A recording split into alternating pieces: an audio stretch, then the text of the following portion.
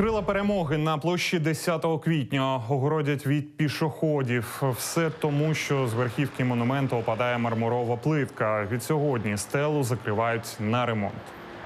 Сейчас проектная документация разрабатывается. Планируется провести тендер по данным работам.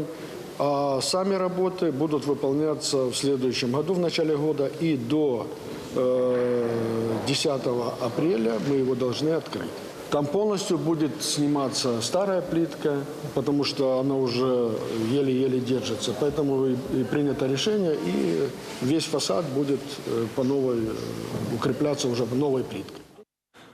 Нагадаю, пам'ятник «Крила перемоги» був відкритий у 1984 році до 40-ї річниці визволення Одеси від нацистських окупантів.